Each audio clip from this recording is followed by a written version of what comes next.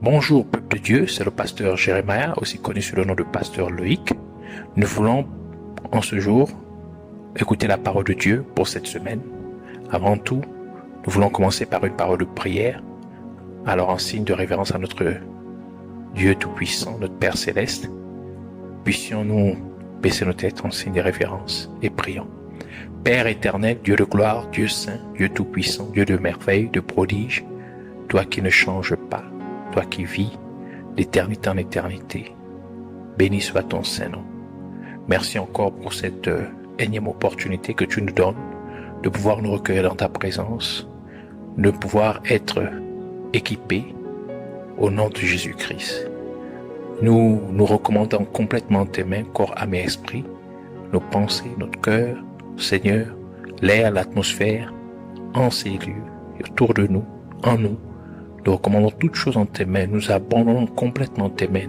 Puisses-tu encore, Seigneur, être au contrôle de tout, que tu nous diriges, que tu nous satures de ta présence, que tu nous satures de ta puissance, que tu nous satures de ton onction, que tu puisses oindre nos oreilles, que tu puisses oindre notre entendement, que tu puisses, Seigneur, oindre notre cœur, que tu puisses ôter de notre être entier tout ce qui n'est pas de toi, au nom de Jésus-Christ.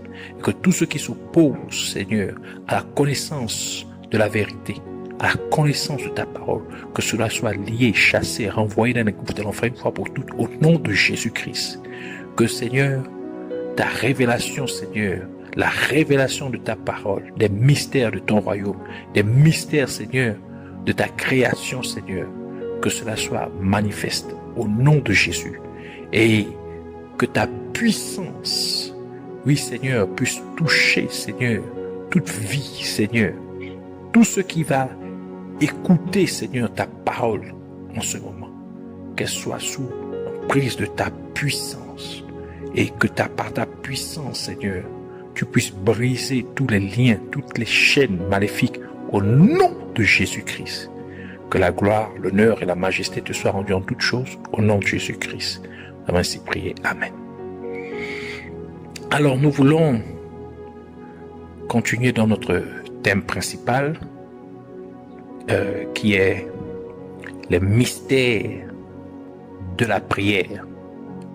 Alors dans ce thème, nous avons deux sous-thèmes.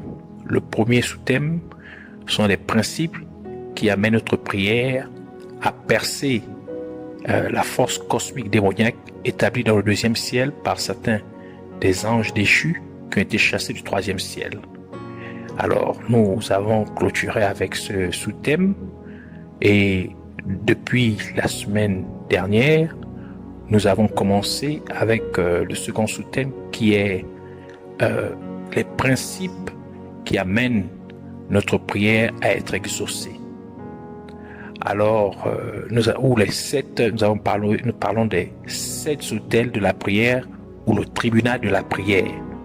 Alors, la semaine dernière, nous avons introduit ce deuxième sous-thème et nous avons parlé du premier autel de la prière, qui est l'autel de la disposition du cœur et du caractère. C'est à cet autel que notre prière est évaluée pour découvrir quel genre de personne nous sommes, pour voir ce qui se trouve dans notre cœur lorsque nous prions, et afin de déterminer quel genre de personne nous sommes lorsque nous prions. Aujourd'hui, nous allons parler du deuxième autel, qui est l'autel de la famille. L'autel de la famille. Alors nous allons prendre notre lecture dans le livre de Exode, chapitre 20, versets 4 à 5. Je lis la parole de Dieu dans le livre de Exode, chapitre 20, versets 4 à 5, au nom de Jésus-Christ. Tu ne te feras point d'image taillée, ni de représentation quelconque des choses qui sont en haut dans les cieux, qui sont en bas sur la terre, et qui sont dans les eaux plus bas que la terre. Tu ne te prosterneras pas devant elles, et tu ne les serviras point. Car moi, l'Éternel ton Dieu, je suis un Dieu jaloux, qui punit l'iniquité des pères sur les enfants jusqu'à la 3e et la 4e génération de ceux qui me haïssent. Que le Seigneur bénisse sa parole, qu'elle vienne pleine de grâce, de révélation, de bénédiction, de compréhension, de vie, au nom de Jésus-Christ.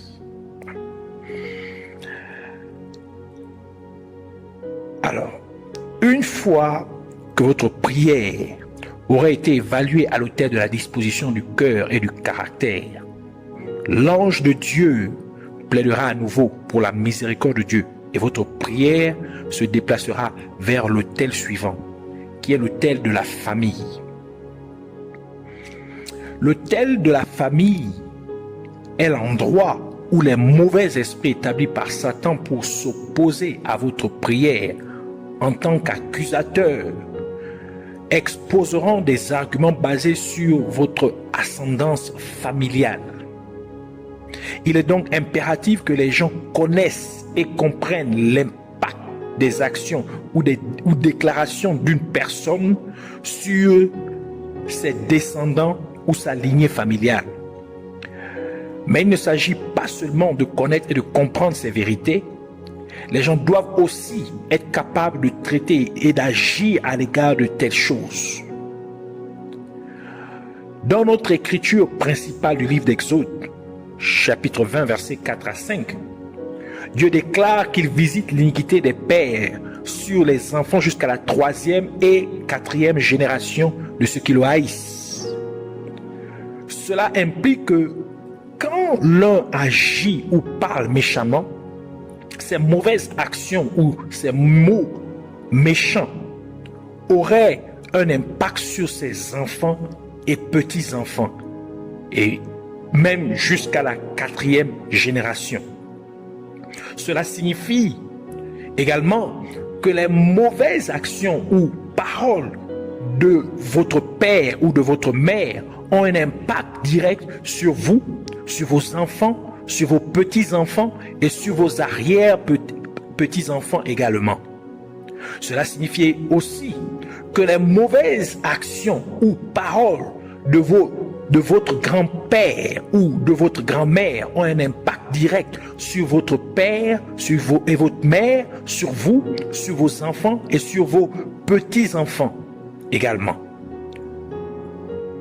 Cela signifie encore que les actions, les mauvaises actions ou les paroles de votre arrière-grand-père ou arrière-grand-mère ont un impact direct sur votre grand-père et votre grand-mère, sur votre mère, sur votre mère et sur votre père, sur vous et sur vos enfants. Et encore une fois, cela signifie que les mauvaises actions ou paroles de votre arrière-arrière-grand-père ou arrière-arrière-grand-mère ont un impact direct sur votre arrière-grand-père et arrière-grand-mère, sur votre grand-père et votre grand-mère, sur votre mère et sur votre père et sur vous aussi. Il est donc important de garder à l'esprit que chaque fois que vous agissez ou que vous parlez, vous impliquez en fait vos descendants jusqu'à la 4e génération. Par conséquent, vous devez être très prudent sur vos actions et vos paroles, car de nombreuses personnes ont condamné plusieurs générations de leurs descendants en étant imprudentes dans la façon dont elles ont vécu leur vie sur terre. Satan affecte 2 démons à chaque être humain pour surveiller tout ce que la personne fait avec l'intention d'enregistrer tout péché que la personne puisse commettre. Et cette vérité est intégrée dans le verset suivant, dans 1 Pierre chapitre 5 verset 8 qui dit ceci: soyez sobres, veillez. Votre adversaire, le diable, rôde comme un lion rugissant, cherchant qui il dévorera. Ces types de démons sont appelés esprits familiers, car ils connaissent bien la personne en particulier. Et c'est un tel démon qu'un médium ou un sorcier invoquerait en consultant une personne pour lui dire des choses sur sa vie ou sur sa famille. Par exemple, le médium peut dire à la personne: votre père décédé dit qu'il vous aime. Mais le médium ne parle pas réellement au père décédé de la personne, mais à un esprit familier qui est simplement un démon qui savait très bien le père, qui connaissait très bien le père de la personne. Et ce démon peut même imiter la voix du père décédé et utiliser ainsi le médium qu'il parlerait à la personne, et la personne penserait qu'il parle à son défunt père, mais il est en fait en train de converser avec un démon. Une telle interaction donne la légalité au démon de posséder la personne. C'est pourquoi Dieu a ordonné au peuple d'Israël de ne pas consulter les personnes qui invoquent les esprits familiers, ou encore les esprits de mort. Lévitique chapitre 19, verset 31.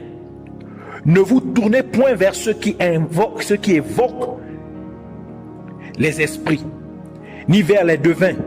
Ne les cherchez point, de peur de vous souiller avec eux. Je suis l'Éternel votre Dieu. Lévitique chapitre 20 verset 6 ajoute ceci: si quelqu'un s'adresse aux morts et aux esprits pour se prostituer avec eux, je tournerai ma face contre cet homme, je le retrancherai du milieu de son peuple. En raison de cette loi spirituelle décrite dans notre écriture principale du livre d'Exode chapitre 20 verset 5, les démons peuvent passer d'une génération à l'autre dans une famille particulière et causer ainsi des problèmes dans la lignée familiale. C'est ainsi que les malédictions familiales sont perpétrées ou appliquées. Par exemple, on peut voir dans une certaine famille certaines personnes ayant le même type de maladie, ou certaines femmes de la famille finissent toujours par divorcer, ou encore certains seraient et resteraient pauvres toute leur vie. C'est l'une des principales raisons pour laquelle la parole de Dieu parle d'écriture, d'ordonnances qui étaient contre nous. Colossiens chapitre 2 verset 14 qui dit ceci: on parle de Jésus, il a effacé l'acte dont les ordonnances nous condamnaient et qui subsistait contre nous, et il l'a détruit en le clouant à la croix. Donc la Bible parle qu'il y a des ordonnances qui ont été écrites et qui sont établies contre nous, qui parlent contre nous. Et Jésus, à la croix, les a cloués, les a effacés. Cela est valable pour celui qui est en Christ et qui connaît et qui réclame son identité en Jésus-Christ. Il y avait un certain homme dans un certain pays d'Afrique dont le père était très malade au point qu'il ne pouvait plus marcher. Et l'homme essaya tous les médecins pour aider son père à se remettre de sa maladie, mais sans succès. Et l'homme était très désespéré de la situation au point qu'il ne savait plus quoi faire d'autre. Et un jour, il mit son père dans la voiture et conduit loin dans la forêt. Et comme il arriva à un certain endroit, il arrêta la voiture et porta son père sur son dos. Et il alla plus loin dans la forêt jusqu'à ce qu'il arriva à un certain grand arbre. Et il déposa son père à la racine de l'arbre. Et il dit: Père, je suis fatigué de ta situation. Depuis que tu es malade, ma vie est devenue une vraie misère. On dirait que tu n'es venu que pour détruire ma vie à travers ta maladie. Maintenant, tu peux rester ici jusqu'à ce que tu meures. Et comme l'homme voulait s'en aller, son père lui dit: Mon fils, je ne te blâme pas, mais je t'en prie, avant de partir, je veux juste que tu ailles derrière cet arbre et que tu viennes me dire ce que tu y vois. Et l'homme fit ce que son père lui avait demandé et alla derrière l'arbre. Et en revenant, son père lui demanda: Qu'as-tu vu là? Et son fils répondit, j'ai vu des os. Des os. Et le père lui dit, ces os que tu as vus sont les os de mon père, sont les os de mon père, qui était aussi très malade comme moi aujourd'hui, je le suis. Et la même chose que tu fais maintenant avec moi, je l'ai fait avec mon père. Maintenant, s'il te plaît, écoute mon fils. Tu dois aller faire quelque chose pour résoudre ce problème dans notre lignée familiale.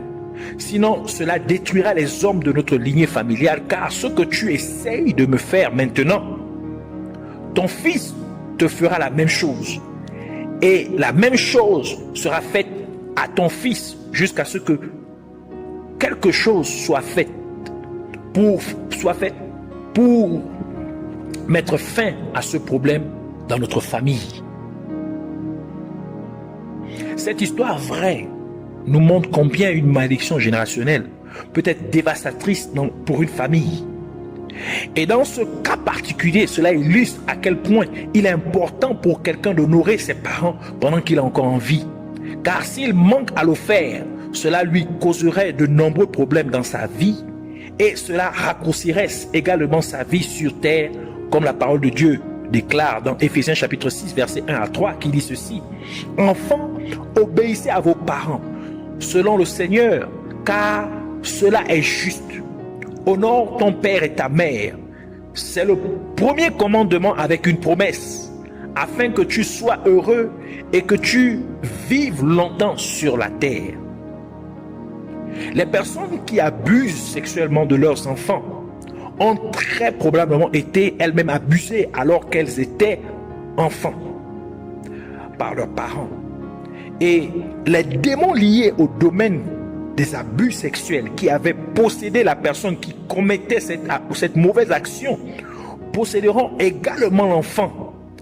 Et c'est ainsi que ces démons passent d'une génération à une autre dans une famille particulière. Ce mode de fonctionnement s'applique également dans le cas de l'homosexualité ou du lesbianisme. C'est pourquoi les personnes impliquées dans un tel acte pensent que c'est un sentiment naturel. Ils pensent que c'est génétique. Ils ont raison en ce sens qu'ils sont nés avec ces mauvais traits, car les démons qui possédaient leurs parents ou grands-parents les posséderaient dès que leur mère serait enceinte. Et lorsque l'enfant grandit, ces démons modifieraient la production des hormones de telle sorte que, par exemple, un homme puisse produire moins d'hormones mâles, ce qui l'emmènerait à ressembler et à agir comme une femme. Ou une femme pourrait produire plus d'hormones mâles, l'emmenant ainsi à ressembler et à agir comme un homme. Cette vérité est ancrée dans la question que les disciples ont posée à Jésus-Christ au sujet de l'homme qui était aveugle dès sa naissance. Car en effet, dans certains cas, lorsque les personnes naissent avec certains défauts, cela est lié au péché commis dans leur lignée familiale. Jean chapitre 9 verset 1 à 3 qui dit ceci. Jésus vit en passant un homme aveugle de naissance. Ses disciples lui firent cette question. Rabbi, qui a péché, cet homme ou ses parents, pour qu'il soit né aveugle? Jésus répondit, ce n'est pas que lui ou ses parents aient péché, mais c'est afin que les œuvres de Dieu soient manifestées en lui.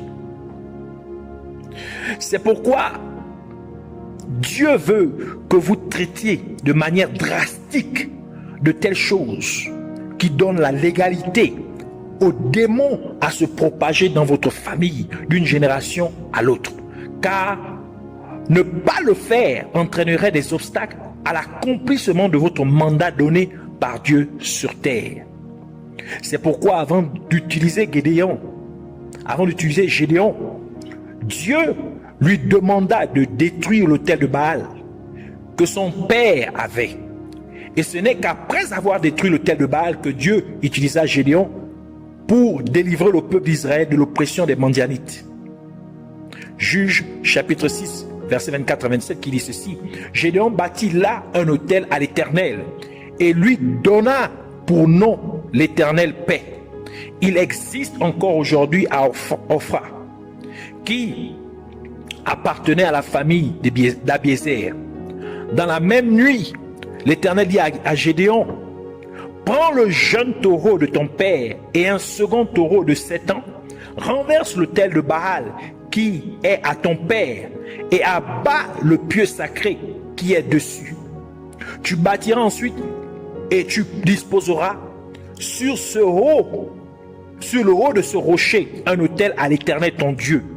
Tu prendras le second taureau et tu offriras un holocauste avec le bois de l'idole que tu auras abattu. Gédéon prit 10 hommes parmi ses serviteurs et fit ce que l'Éternel avait dit. Mais comme il craignait la maison de son père et les gens de la ville, il l'exécuta de nuit et non de jour.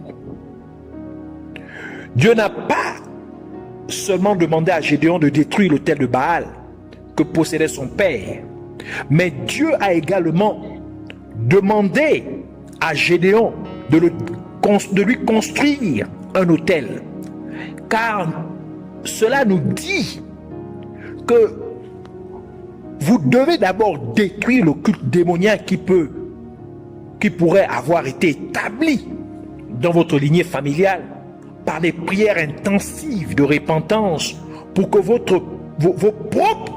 propres péchés et pour les péchés commis par votre lignée familiale, afin de supprimer la légalité que les démons ont sur votre famille. C'est pourquoi Jésus-Christ a parlé de retirer l'armure sur laquelle repose l'entité démoniaque forte.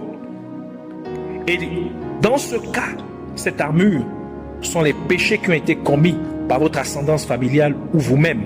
Luc chapitre 11, verset 21 à 22 qui dit ceci. Lorsqu'un homme fort et bien armé garde sa maison, ce qu'il possède est en sûreté.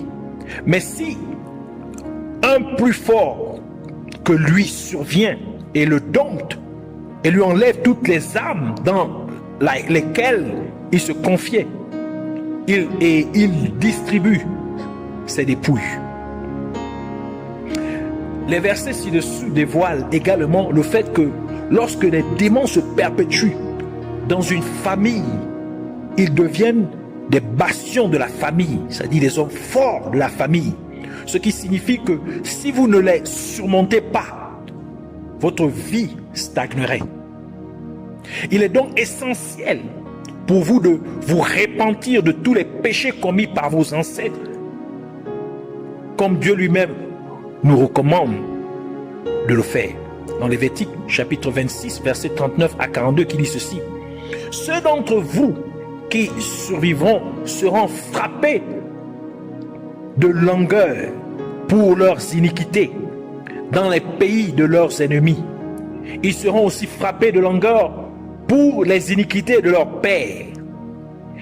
Ils confesseront leurs iniquités et les iniquités de leurs pères, les transgressions qu'ils ont commises envers moi et la résistance qu'ils m'ont opposée, péchés à cause desquels moi aussi je leur résisterai et les mènerai dans le pays de leurs ennemis. Et alors leur cœur incirconcis humiliera et ils paieront la dette de leurs iniquités. Je me souviendrai de mon alliance avec Jacob. Je me souviendrai de mon alliance avec Isaac et de mon alliance avec Abraham. Et je me souviendrai du pays. C'est exactement ce que Daniel fit lorsque le peuple d'Israël avait été emmené en captivité au pays de Babylone. Car Daniel se repentit non seulement pour la génération des Israélites qui étaient en captivité, mais il se repentit aussi pour les péchés commis par leurs ancêtres. Daniel chapitre 9 verset 16 qui dit ceci. Seigneur, selon ta grande miséricorde, que ta colère et ta fureur se détournent de ta ville de Jérusalem, de ta montagne sainte, car à cause de nos péchés et les iniquités de nos pères, Jérusalem et ton peuple sont en opprobre à tous ceux qui nous entourent. Néhémie fit la même chose que Daniel, et encore pour les mêmes raisons. Néhémie chapitre 1 verset 6 qui dit ceci: que ton oreille soit attentive et que tes yeux soient ouverts.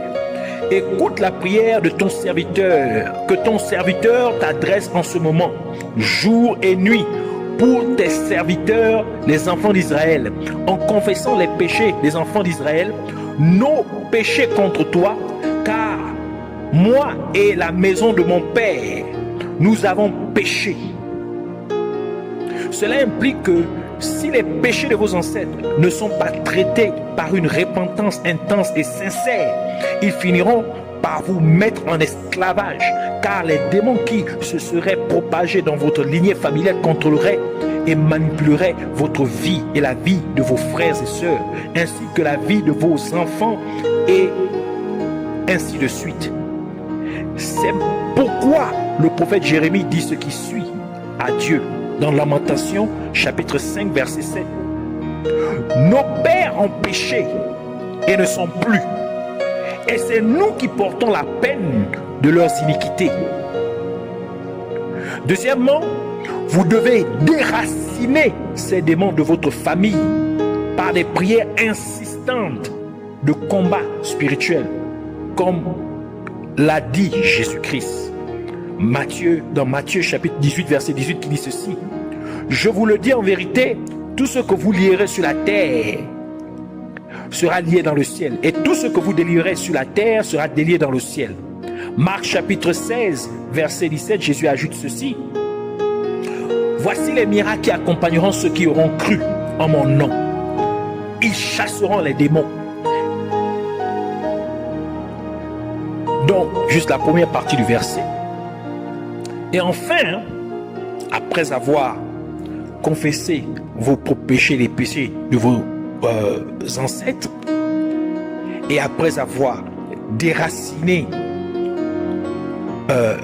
ces démons de votre lignée familiale par des prières insistantes, vous devez remplacer le culte démoniaque par un culte véritable à Dieu, par lequel vous consacrez maintenant votre vie, vous consacrez maintenant votre vie entière à Dieu en menant une vie de sanctification, de sainteté, comme cela est mentionné dans le livre de Romains chapitre 12 verset 1, qui dit: je vous exhorte donc, frères, par les compassions de Dieu, à offrir votre corps comme un sacrifice vivant, saint, agréable à Dieu, ce qui sera de votre part un culte raisonnable.